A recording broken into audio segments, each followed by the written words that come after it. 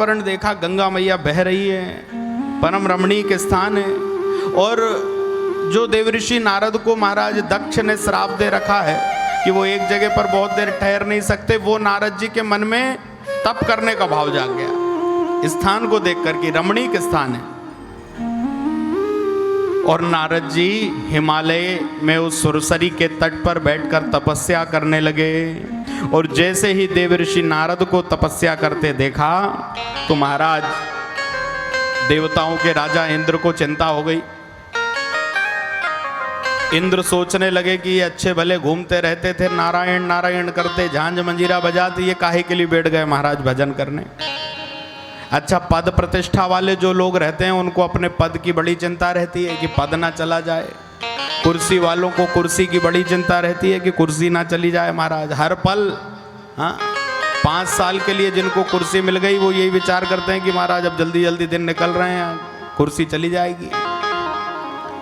कुर्सी वाला हमेशा भयभीत रहता है कि मेरी कुर्सी ना चली जाए। बोले देवताओं के राजा इंद्र स्वर्गलोक के राजा हैं। इंद्र के मन में भाव आया कि ये नारद जी क्यों तप करने बैठ गए, कहीं ऐसा तो नहीं कि ये तपस्या करके भगवान आ जाएं तो कहें कि प्रभु मुझे इंद्रासन दे दो, मुझे स्वर्ग का राजा बना दो। तो नारद जी ने कामदेव को भेजा कि कामदेव जाओ और जाकर के देवऋषि नारद की समाधि को भंग कर दो। इंद्र ने कहा कामदेव से, और इंद्र की आज्ञा प्राप्त करके कामदेव अपने महाराज पंच बाणों के साथ में वहां आ गया जहां नारद जी तपस्या कर रहे हैं। देवऋषि नारद का मन भगवान के चरणों में लगा है, तप चल रहा है। और कामदेव ने वहां पर महाराज अपने एक एक बाण छोड़ना शुरू कर दिए काम के। शीतल मंद सुगंध समीर बहने लगी। उसी समय महाराज अप्सराओं को बुला लिया, पायलों की झनकार होने लगी, सुंदर संगीत वहां बजने लगा। और कामदेव हर तरीके से प्रयास करने लगा कि मैं देवऋषि नारद की समाधि को विचलित कर दूं, ये नेत्र खोल दें, इनकी समाधि भंग हो जाए। अपनी तरफ से कामदेव ने सारे प्रयास कर लिए कि मैं समाधि भंग कर दूं, लेकिन अंत में कामदेव ने विचार किया कि महाराज मेरे द्वारा किए हुए कार्य का नारद जी के ऊपर कोई असर नहीं पड़ रहा है। कामदेव सोचने लगा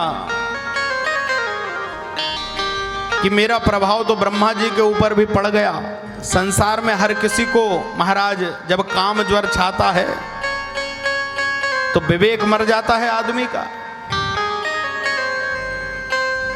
नारद जी के ऊपर कामदेव अपना प्रभाव नहीं छोड़ पाया, तो काम ने सोचा कि अब जो काम महाराज मेरे से नहीं हो पाया है अपने पंचबाणों के द्वारा, उसको मैं दूसरी विधि से करूंगा। और क्या किया कामदेव ने, जब नारद जी की समाधि को नहीं डिगा पाया तो आया नारद जी के पास और जय जयकार करने लगा, जय हो जय हो जय हो देवऋषि नारद, आपकी जय हो जय हो। नारद जी ने देखा कौन हमारी जय जयकार कर रहा है। अरे काम विजेता नारद जी आपकी जय हो। अरे नारद जी, आप भगवान शंकर के बाद में दूसरे ऐसे व्यक्ति हैं इस सृष्टि में जिसने काम को जीत लिया है। अरे काम को जीतने वाले नारद जी महाराज बोले, जो काम अपने बाणों से नहीं कर पाया वो अपनी वाणी से कर दिया कामदेव ने। व्यक्ति को महाराज प्रशंसा से बहुत सावधान रहना चाहिए। प्रशंसा पीछे की बढ़िया होती है, आपके जाने के बाद कोई प्रशंसा करे वो अच्छा। और कमी या बुराई बोले वो मुंह की अच्छी होती है, सामने बिल्कुल कोई कमी, कोई हमारा अपना व्यक्ति होगा वो महाराज हमारे अंदर कोई कमी है, कोई बुराई है, कुछ है, तो वो हमें अपने सामने कहकर बता देगा और प्रशंसा पीछे करेगा। बोले मुंह के सामने जो बार बार प्रशंसा करे उस प्रशंसा से बचना चाहिए, उससे सावधान हो जाना चाहिए। देव ऋषि नारद उसी प्रशंसा में फंस गए जब कामदेव ने जयकार किया, अरे आप तो काम को जीत लिया है, आपने, आप काम विजेता बन गए हो, आपका तो महाराज पद प्रतिष्ठा और बढ़ गई है। और इतना कामदेव ने अपनी वाणी से ऐसे प्रशंसा के पुल बांधे कि नारद जी का अभिमान सिर चढ़ गया महाराज, कि मैं शंकर भगवान के बराबर हो गया हूँ। मैंने कामदेव को जीत लिया है। और जैसे ही समाधि से उठ गए नारद जी, कामदेव ने सोचा अपना काम तो हो गया है, अब क्या करें। तो कामदेव वहाँ से गए और नारद जी के मन में विचार आया कि मैंने किसकी बराबरी कर ली है। बोले भगवान शंकर की बराबरी कर ली, भोलेनाथ की बराबरी कर ली। अच्छा, तो अब तो मैं शिव जी के समान हो गया हूँ, मुझे ये खबर चल के सबसे पहले शंकर जी को सुनाना चाहिए।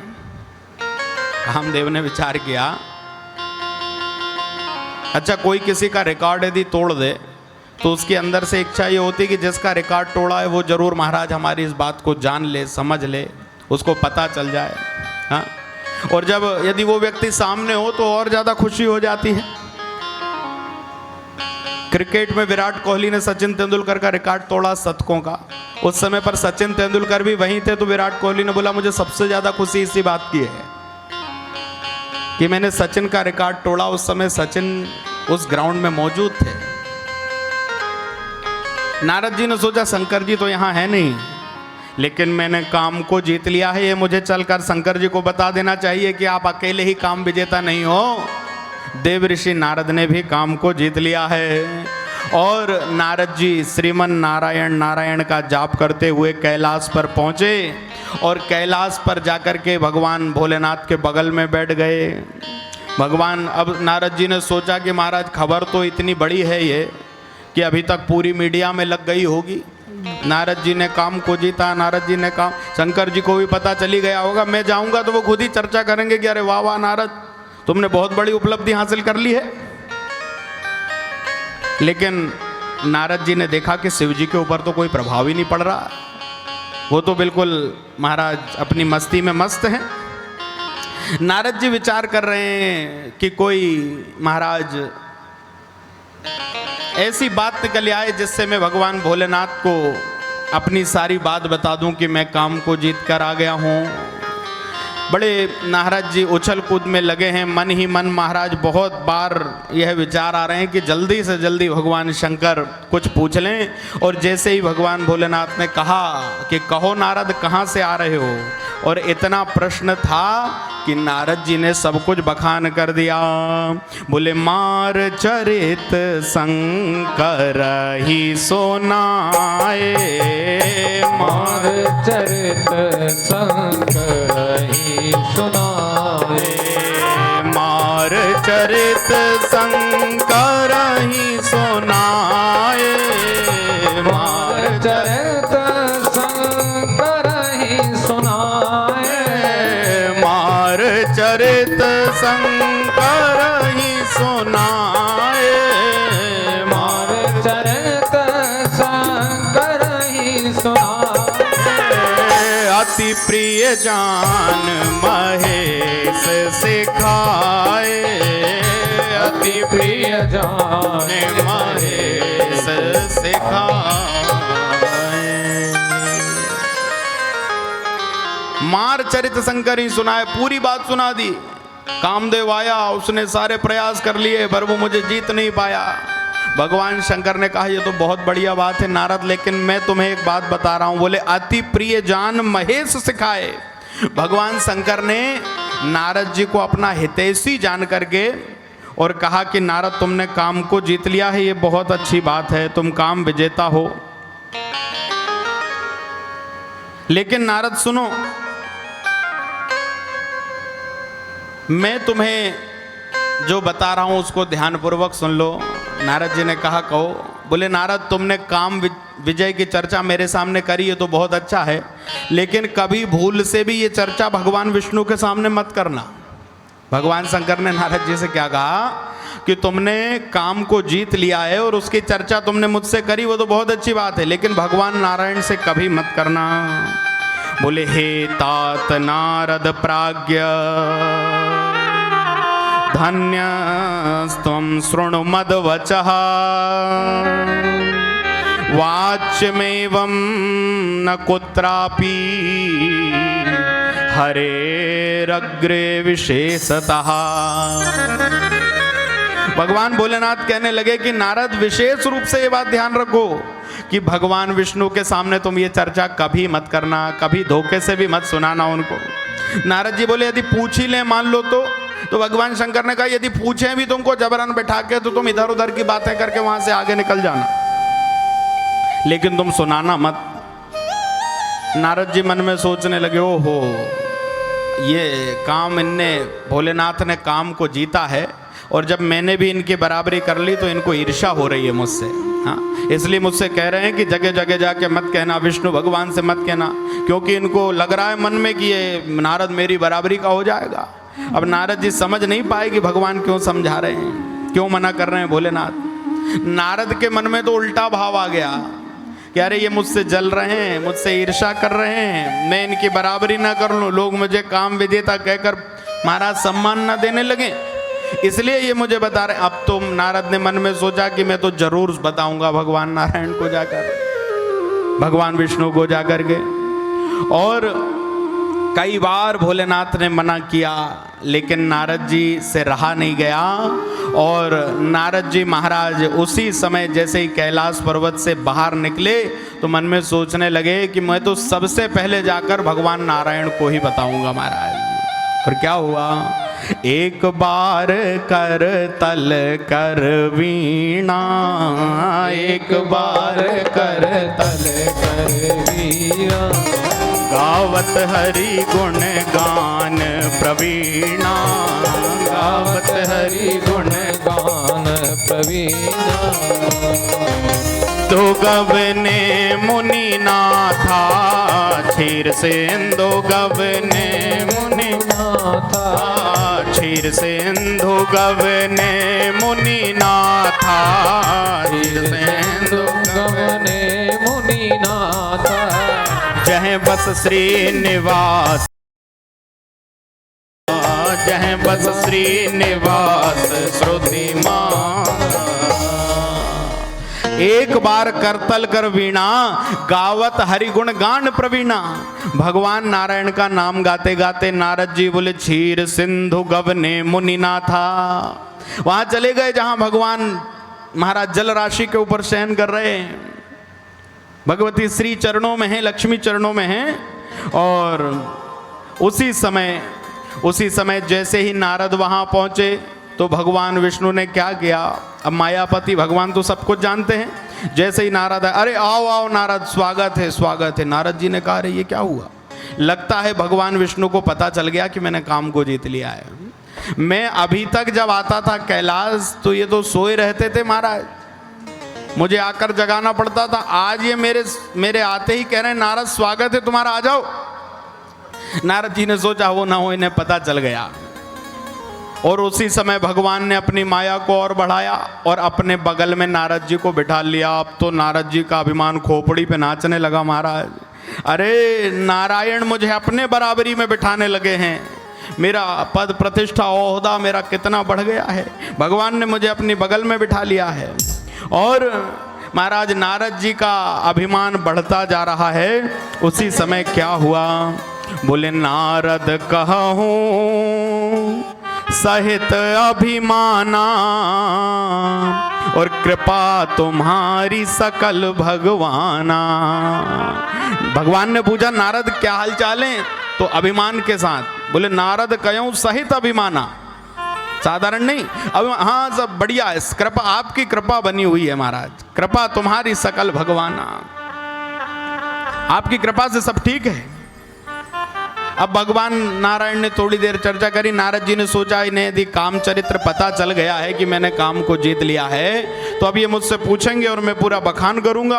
अब फिर भगवान नारायण बात महाराज इधर उधर की कर रहे हैं, लेकिन नारद जी सोच रहे हैं कोई ऐसी एक बात निकल जाए जिससे मैं पूरी की पूरी कहानी इनको बता दूं। और महाराज भगवान शंकर के उस वचन को भूल गए देव ऋषि नारद। और जैसे ही बातों में भगवान विष्णु ने महाराज नारद से कहा कि जानते हैं मेरा पुत्र है नारद।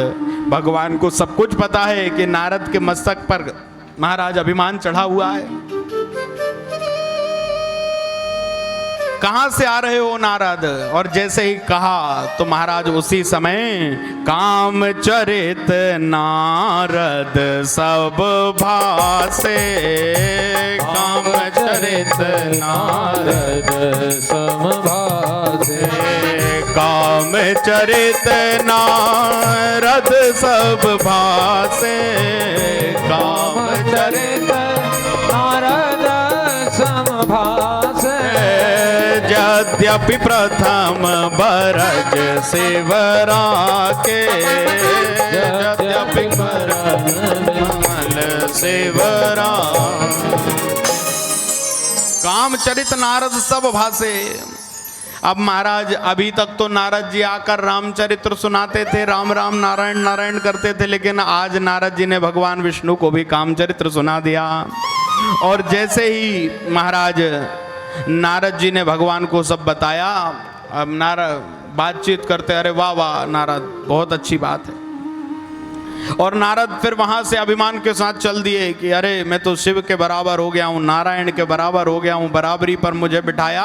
नारद जी जैसे ही वहां से बाहर निकले और माता लक्ष्मी ने भगवान नारायण से कहा कि प्रभु क्या है ये लीला। अरे नारद आपका बेटा है, और यदि पुत्र मान लो किसी गलत रास्ते पर चला जाए, उसका मन कहीं भटक जाए, तो पिता का कर्तव्य है उसको समझाना। लेकिन नारद को अभिमान आ गया। महाराज उस आपको चाहिए था कि नारद को आप यहां समझाते कि देखो नारद अभिमान मत करो, आप उसे अच्छी शिक्षा देते, लेकिन आपने तो उनके अभिमान को और ज्यादा बढ़ा दिया। लक्ष्मी माता भगवान नारायण से कह रही हैं कि प्रभु आपने नारद के अभिमान को और इतना ज्यादा क्यों बढ़ा दिया। भगवान कहने लगे कि देवी अब नारद के अंदर अभिमान का जो फोड़ा हो गया है वो दवाइयों से ठीक होने वाला नहीं है। महाराज अब वो इतना विशाल रूप ले चुका है कि उसका ऑपरेशन करना पड़ेगा। और ये जो थी वो सब ऑपरेशन की तैयारी थी देवी। नारद का अभिमान ऐसे नहीं जाएगा। यदि समझाने से नारद समझ जाते तो भगवान शंकर ने समझा दिया था कैलाश पर कि जाकर के तुम चर्चा मत करना नारायण के सामने कभी। यदि समझने वाले होते तो भगवान भोलेनाथ ने दवाई दी थी वो ले लेते, तो महाराज ऑपरेशन की नौबत नहीं आती। लेकिन अब नारद का अभिमान रूपी फोड़ा इतना बढ़ गया है कि महाराज उसका तो ऑपरेशन ही करना पड़ेगा। और उसी समय भगवान ने अपनी माया को आज्ञा दी और जहां से नारद निकल के जा रहे थे वहीं नारद जी के सामने भगवान ने एक बहुत बड़ा माया का महल बना दिया, विशाल महल। और नारद जी क्या देखते हैं रास्ते में कि इतना विशाल महल है और उस महल के राजा की पुत्री राजकुमारी श्रीमती का स्वयंवर है। नारद जी माया में फंस गए। जैसे महल के अंदर गए, क्या है भैया? बोले यहाँ के राजा सील निधि की बिटिया श्रीमती का महाराज स्वयंवर है, जिसको बिटिया पसंद कर लेगी वो उसका पति हो जाएगा। अच्छा। अब नारद जी क्या करके आए, ध्यान देकर सुनना, समझ से चलना। नारद जी काम को जीत करके आए हैं। काम विजेता नारद जी के ऊपर अभिमान क्यों नाच रहा है? क्योंकि मैंने काम को जीत लिया। और नारद जी के सामने भगवान ने जो माया फैलाई है, भगवान की माया ही महाराज एक सुंदर स्त्री बनकर के आ गई। और वहाँ के राजा ने नारद जी का बड़ा स्वागत किया और नारद जी से कहने लगे, महाराज आप आ गए हैं, पधार गए हैं, तो कृपा करिए और हमें हमारी बिटिया का भविष्य बता दीजिए, देखकर इसको कैसा राजकुमार मिलेगा, कैसे वर से इसका विवाह होगा। तो नारद जी ने जैसे ही मुख उठा के देखा, श्रीमती के सौंदर्य को देखते रह गए। अरे काम विजेता नारद जी जो कह रहे थे मैंने काम को जीता, भगवान की माया रूपी श्रीमती को देखा तो मन में सोचने लगे कि ओहो ये किस तरह से मुझे मिल जाए। अरे महाराज ऐसा कुछ मैं करूं जिससे ये कन्या मेरा ही वरण कर ले, मुझे ही अपना पति बना ले। अब अभी काम को जीत करके आए और बोले, जो यह बरही कुमारी तुम्हारी, बोले जो यह बरही अमर सोई होई, और समर भूमि ते ही जीत ही न कोई। बोले जिसको ये वर्ण करेगी ना वो अमर होगा। अच्छा नारद जी क्या बताने लगे? जितने गुण अपने अंदर थे पिता के सामने, कन्या के पिता के सामने वो बातें करने लगे जो उनके अंदर थे। समर भूमि रणजितई न कोई, जिसको कोई जीत ना सका हो। महाराज जो काम क्रोध मद लोभ सबको जीत चुका हो। इस प्रकार से नारद जी ने महाराज अपने अंदर जितने गुण थे उनका बखान किया। और उसके बाद नारद जी जब वहां से चले तो शिव पुराण में नाम दिया हुआ है श्रीमती, और रामचरितमानस में भी यही कथा बिल्कुल उतारी है गोस्वामी जी ने, वहां पर नाम दिया हुआ है विश्व मोहिनी। बहुत सुंदर स्त्री भगवान की माया से बनी हुई। और नारद जी सोचने लगे कि हे विधि मिलही कबन विधि बाला, और जप तप कछु न होई ते ही काला। नारद जी सोचने लगे अब जप तप होगा नहीं, अब तो हे विधाता किस विधि से मुझे ये बाला मिल जाए, ये कन्या मुझे किस विधि से मिल जाएगी। और उसी समय महाराज नारद जी ने विचार किया कि कन्या हमेशा सुंदर वर को ढूंढती है। देखो पिता चाहता है कि मैं अपनी कन्या के लिए जो वर ढूंढूं वो भले सुंदर ना हो पर कर्मठ होना चाहिए। हाँ। और कन्या चाहती है कि मुझे सुंदर वर मिले। नारद जी ने सोचा कि कन्या सुंदरता पर आकर्षित होती हैं, मैं सबसे सुंदर बन जाता हूं। और नारद जी ने विचार किया कि सुंदर कैसे बनूंगा, तो मन में भाव आया कि अरे अभी अभी भगवान विष्णु ने मेरी बहुत प्रशंसा करी है, मैं जाकर के भगवान नारायण से कहूंगा कि आप अपना रूप मुझे दे दीजिए। और भगवान नारायण से सुंदर तो इस दुनिया में कोई है ही नहीं। जैसे ही ये राजकुमारी माला लेकर आएगी मुझे देखेगी और उसी समय मुझे बरमाला डाल देगी, मेरी पत्नी बन जाएगी।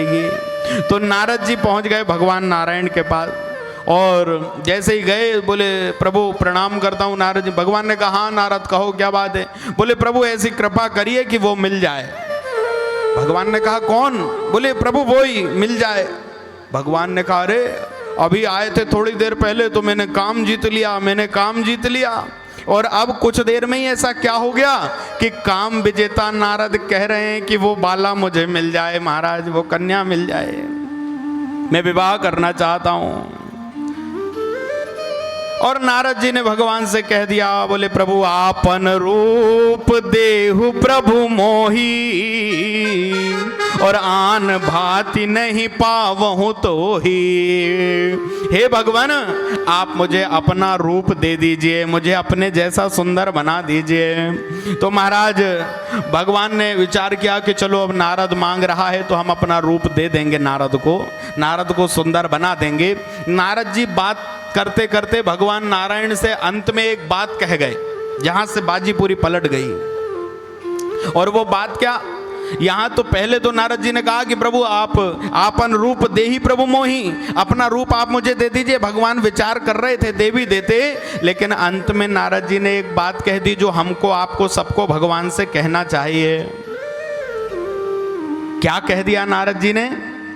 बोले जेहि विधि हो ही नाथ हित मोरा, जेहि विधि हो ही नाथ हित मोरा, जेहि विधि हो ही नाथ हित मोरा, जेहि विधि होए नाथ हित मोरा, जेहि विधि हो ही नाथ हित मोरा, जेहि विधि होए नाथ हित मोरा, करहूं सुबेगे दास मैं तोरा, करहूं सुबेगे दास मैं तोरा। क्या कह दिया नारद जी ने? बोले जेहि विधि हो ही नाथ हित मोरा, तो करहूं सुबेगी दास मैं तोरा। हे भगवान जिस विधि से मेरा हित हो जाए आप ऐसी कृपा करिए, आप ऐसा कर दीजिए। हम और आप भी जब मंदिर में कभी जाए ना महाराज, भगवान के सामने खड़े हों, तो हमको अपनी ज्ञान बुद्धि से नहीं मांगना चाहिए, क्योंकि हम मांगेंगे तो हमारी बुद्धि से मांगेंगे और हमारी छोटी बुद्धि है, कम ज्ञान है। और भगवान देंगे तो अपने हिसाब से देंगे, उनका वैभव बहुत बड़ा है। भगवान की बुद्धि परम श्रेष्ठ है, जो हमारे लिए अच्छा होगा वो देंगे। इसलिए जीवात्मा परमात्मा के सामने जब अपना पल्लू फैलाए, हाथ फैलाए, तो यही कहना चाहिए कि जय विधि होई, हे नाथ जिस विधि से हमारा हित है आप वो हमें दे दीजिए। हम नहीं जानते हमारा हित काय में है, लेकिन हे प्रभु जिस विधि से हमारा हित हो आप कृपा करके हमें वो प्रदान कर दीजिए। नारद जी ने जैसे ही कहा तो भगवान ने कहा ठीक है नारद, तुम्हारा जिसमें हित होगा मैं तुमको वो ही दूंगा। और नारद जी बनने आए थे सुंदर, भगवान ने क्या किया? बोले भगवान ने बना दिया बंदर महाराज। भगवान ने कहा यदि नारद आज सुंदर बन गया तो जीवन भर के लिए उस स्त्री का बंदर बन जाएगा, और यदि आज मैंने नारद को बंदर बना दिया तो महाराज नारद का पूरा जीवन सुंदर हो जाएगा। और भगवान ने अपना रूप देने की जगह नारद जी को कपी आकृति दे दी, बंदर का मुखड़ा नारद जी। अब नारद जी को तो पता नहीं कि मैं बंदर बन गया हूं, भगवान की माया बड़ी प्रचंड है महाराज। अब नारद जी मन में सोच रहे हैं अब तो मैं नारायण के समान हो गया हूँ, आहा क्या बात है। और नारद जी के पास उस समय महाराज मोबाइल तो था नहीं जो सेल्फी ले लेते कि कैसा दिख रहा हूँ। हाँ आजकल हम लोग सेल्फी से देख, लेकिन नारद जी के पास व्यवस्था थी नहीं। नारद जी ने कहा भगवान ने बना दिया। नारद जी चले और नारद जी जाकर के सीधे स्वयंवर में जहाँ बड़े बड़े सुंदर राजकुमार खड़े हुए हैं कि राजकुमारी किसका वरण करेगी, और वहाँ नारद जी भी लाइन में लग गए जाकर के। अब नारद जी ने सोचा एक नंबर पे हम ही खड़े हैं, और जैसे ही राजकुमारी आएगी हमारे रूप को देखेगी और इतने सुंदर रूप को देख करके यहीं वरमाला डाल देगी। और उसी समय भगवान की माया विश्व मोहिनी आई वरमाला लेकर के, और नारद जी देख रहे हैं कि अरे ये हमारी ओर तो देख ही नहीं रही। जैसे ही उस विश्व मोहिनी ने उधर एक निगाह करी तो अरे सोचने लगी मेरे भाग्य में ये बंदर लिखा था। अरे महाराज मैं स्वयंवर राजकुमारों के लिए क्या, बंदर भी लाइन में बैठे हैं। उस राजकुमारी ने एक बार भी उस तरफ पलट के नहीं देखा। अब नारद जी उचक उचक के सोच रहे हैं कि एक बार ये मुझे देख ले, एक बार इस तरफ नेत्र कर ले, लेकिन ऐसा हुआ नहीं महाराज, भगवान की माया चल रही है। और उसी समय सारे राजकुमारों को पार करती हुई और महाराज भगवान नारायण प्रकट हुए राजकुमार बन करके, और उस राजकुमारी ने वो वरमाला नारायण के गले में डाल दी। बोले दुल्हन ले गए लक्ष्मी निवासा, और नृप समाज सब भयं उदासा। महाराज बोले दूल्हा बन के आए भगवान, दुल्हन लेकर चले गए, और जितने राजकुमार थे वे सबके सब बड़े उदास हो गए, और नारद जी भी बहुत दुखी हो गए। नारद जी ने विचार किया कि मैं इतना सुंदर बनकर आया, पर महाराज मुझे बरा नहीं, मुझे दूल्हा नहीं बनाया, मुझे माला नहीं पहनाई। अब नारद जी बहुत दुखी तो थे, दिमाग खराब था ही, और पीछे से भगवान शंकर के दो गण महाराज नारद जी को देखकर हंसने लगे जोर जोर से। अब विचार करो कि किसी का दिमाग बहुत खराब हो, बहुत मन दुखी हो, और कोई आकर के उसकी हंसी उड़ाने लगे तो महाराज और ज़्यादा गुस्सा आ जाता है। नारद जी का दिमाग, जैसे ही नारद जी ने देखा कि मैं दुखी हूँ, परेशान हूँ, मेरा दिमाग ठीक नहीं, और ये शंकर जी के गण मेरा मजाक उड़ा रहे हैं, तो उसी समय नारद जी ने क्रोध में आकर श्राप दे दिया। हो निशाचर जाहि तुम कपटी पापी दो, हे शिवगणों मैं तुम्हें श्राप दे रहा हूँ कि जाओ तुम राक्षस हो जाओ, तुम कपटी पापी, तुम दोनों, तुम मेरा मजाक उड़ा रहे हो, मैं दुखी हूं तो मेरे साथ खिलवाड़ कर रहे हो, मैं तुम्हें श्राप दे रहा हूं कि तुम राक्षस हो जाओ, निशाचर हो जाओ। उन दोनों शिवगणों ने हाथ जोड़ लिए। अरे अरे नारद जी, हमने तो थोड़ा सा आपको देखकर हंसा तो हमें राक्षस होने का श्राप दे दिया, लेकिन जिसने आपको ऐसा बनाया है उससे जाकर के कुछ नहीं कहोगे। नारद जी ने कहा कैसा बनाया है? बोले एक बार दर्पण में अपना मुख देख लो। और नारद जी ने महाराज उस समय दर्पण तो था नहीं, विचार किया कहाँ जाएं। जल से भरा हुआ एक स्थान था, नारद जी वहां पहुंचे, और जैसे ही जल में अपने मुख को देखा तो नारद जी का क्रोध और ज्यादा बढ़ गया। महाराज मैं सुंदर बनने गया था, मुझे बंदर बना दिया। और इन दोनों को तो नारद जी ने श्राप दिया ही दिया। उसी समय श्री नारद जी महाराज चले भगवान के पास। आज छोड़ूंगा नहीं महाराज, परम स्वतंत्र न सिर पर कोई। अरे सबके राजा बने बैठे हैं, इनके ऊपर कोई है नहीं, मनमानी करते हैं। और भगवान ने देखा नारद जी बहुत गुस्से में आ रहे हैं, महाराज चलो रास्ते में ही मिल लेंगे। भगवान वैकुंठ से निकल गए, नारद जी यहाँ राजा शील निधि के यहाँ से निकले, और रास्ते में जैसे ही महाराज भगवान दिखे तो नारद जी ने बिना कुछ सुने बिना कुछ कहे, हे हरे त्वम महादुष्टः कपटी विश्वमोहना परोत्साहम न सहसे मायावी मलिन संशय। हे हरि तुम महादुष्ट हो, मैं तुम्हारे पास में सुंदर बनने के लिए आया था, तुमने मुझे बंदर बना दिया। जाओ मैं तुम्हें श्राप दे रहा हूं। और इधर शिवगणों को राक्षस होने का श्राप दिया और उधर देवऋषि नारद ने भगवान विष्णु को भी श्राप दे दिया कि मम अपकार कीन तुम भारी, मम अपकार कीन तुम भारी, मम अपकार कीन तुम भारी, मम अपकार कीन तुम भारी, नारी बिरह दुख हो दुखारी, नारी बिरह दुख हो दुखारी। क्रोध में आकर के नारद जी महाराज आग बबूला हो रहे थे और उसी समय कहा कि तुमने मेरा महाराज अपकार किया है, जाओ नारी बिरह तुम हो दुखारी।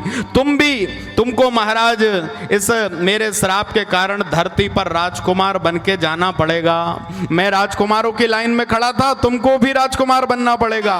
और आज मैं जिसे चाहता था वो मुझे पत्नी के रूप में नहीं मिली। मैं आज एक नारी के लिए दुखी हूं, तुमको भी नारी के लिए दुखी होना पड़ेगा। नारी बिरह दुख हो दुखारी।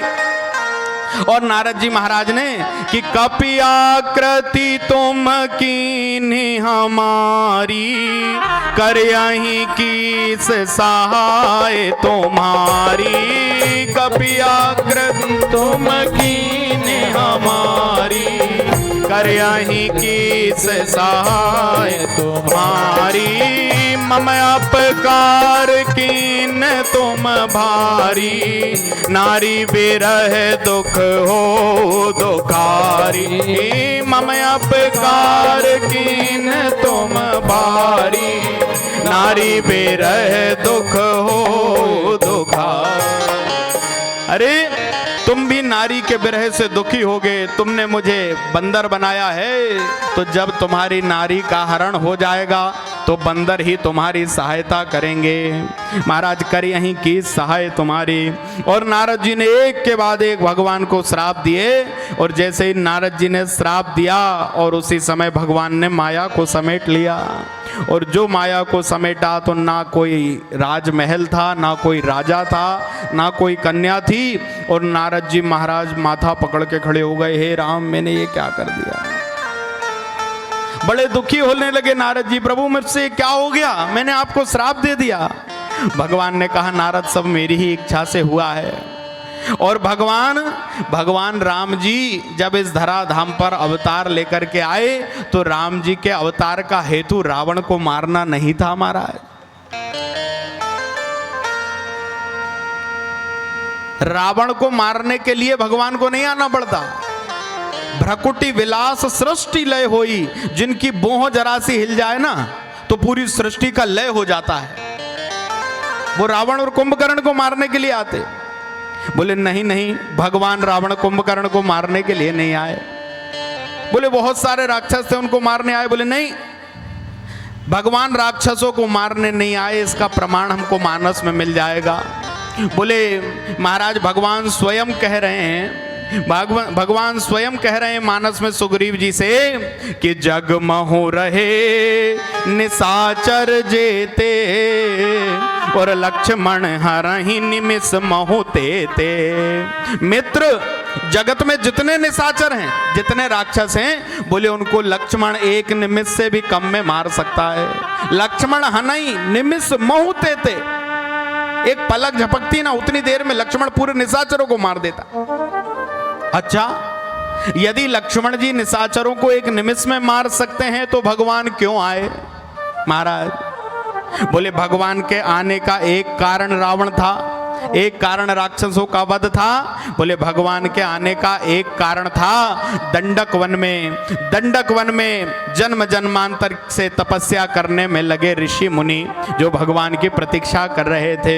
बोले भगवान के आने का एक कारण था देव ऋषि नारद का श्राप, जिसके कारण भगवान को राजकुमार बनकर आना पड़ा। बोले भगवान के आने का एक कारण था गंगा जी के तट पर 10,000 वर्षों से प्रतीक्षा कर रहा केवट जो प्रभु के आने की राह देख रहा है। और क्यों आए राम महाराज, क्यों आए? तो किसी ने लिखा कि सबरी बनवासिनी होती ना जो प्रभु राम ना होते बनवासी, प्रभु राम ना होते बनवासी। वन में बैठी हुई वो सबरी प्रतीक्षा कर रही है मेरे राम आएंगे।